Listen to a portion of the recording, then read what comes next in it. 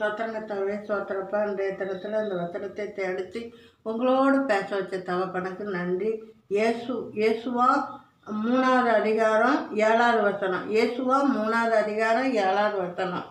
கர்த்தர் இயேசுவாவை நோக்கி, நான் மோசையோடு இருந்தது போல உன்னுடன் இருக்கிறேன் என்பதை இஸ்ரவேல் எல்லோரும் அறியும்படிக்கு இன்று அவர் உன் கண்களுக்கு முன்பாக உன்னை மேன்மைப்படுத்துவேன் என்று சொல்கிறார்.